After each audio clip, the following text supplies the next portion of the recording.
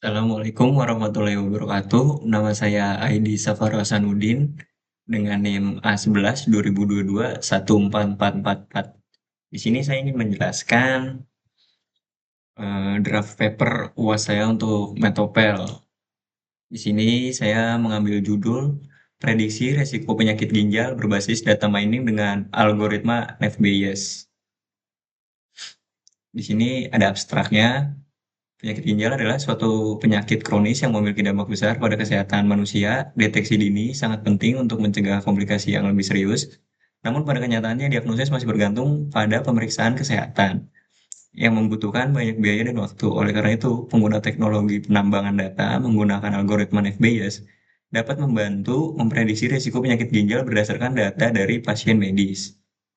Penelitian ini bertujuan untuk mengembangkan model prediktif untuk penyakit ginjal menggunakan algoritma FBS dan mengevaluasi kinerjanya berdasarkan metrik akurasi, precision, recall, dan F1 score.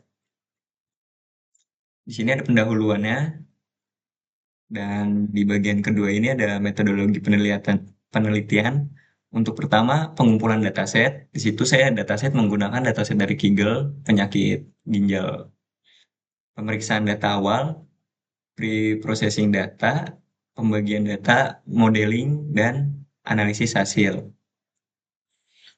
Penelitian ini dilakukan dalam beberapa langkah meliputi pengumpulan dataset chronic kidney disease atau penyakit ginjal kronik diunduh dari sumber terbuka Kegel. Tahap keduanya pemeriksaan data awal menelusuri struktur dataset, memeriksa tipe data, jumlah missing value, dan distribusi label klasifikasi. Tahap ketiga pre-processing data, menangani data hilang misalnya imputasi rata-rata atau modus, mengubah data kategorikal menjadi numerik, normalisasi data, pembersihan outlier. Tahap yang keempat, pembagian dataset dibagi menjadi data latih dan data uji. Tahap 5, modeling. Model dilatih menggunakan data latih untuk mempelajari pola dari fitur terhadap target classification. Tahap yang keenam, analisis penelitian hasil, menganalisis performa model, mengidentifikasi fitur penting seperti membahas kelebihan dan keterbatasan. Di sini saya sudah membuat Google Colab-nya. Step yang pertama adalah import library. Step kedua, masukkan datasetnya. Di sini ada datasetnya, sudah saya masukkan. Yang di step ketiga, pre-processing datanya. Dan ini hasil-hasilnya. Yang keempat, split fitur dan target. Yang kelima, untuk melatih dataset. Yang keenam, melatih dataset menggunakan NavBayes modelnya.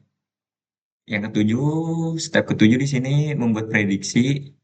Yang kedelapan, evaluasinya dan hasil dari prediksi menggunakan FBS ini precision, recall-nya, F1 score, dan support. Ada akurasi, macro average, dan weight average. Dan di sini menggunakan conversion metric.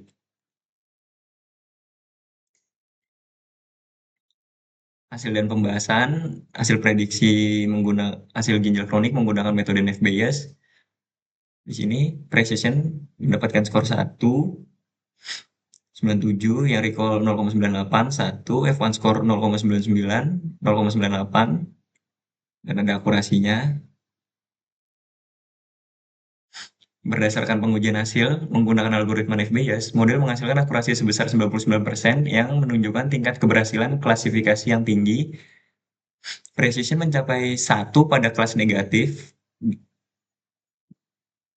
dan 0,97 pada kelas positif. Recall pada kelas positif mencapai 1, berarti model berhasil mendeteksi seluruh kasus penyakit ginjal. Confusion metric menunjukkan hanya satu kesalahan klasifikasi dari 80 data uji. Tidak terdapat false negatif yang memperkuat efektivitas model dalam deteksi dini penyakit ginjal. Model ini sangat potensial untuk digunakan sebagai alat bantu diagnosis dalam sistem informasi kesehatan.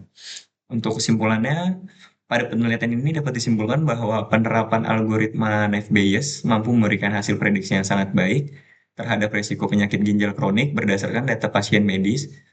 Proses klasifikasi dilakukan terhadap 80 data uji yang telah melalui tahapan pre-processing dengan mempertimbangkan parameter medis seperti kadar hemoglobin, creatinine serum, dan tekanan darah. Model prediksi menghasilkan nilai akurasi sebesar 99% dengan nilai precision recall dan F1 score rata-rata berada di atas 0,98. Hasil evaluasi ini juga menunjukkan bahwa tidak terdapat kesalahan klasifikasi tipe false negatif sehingga pasien yang memiliki penyakit ginjal seluruhnya berhasil dideteksi dengan benar.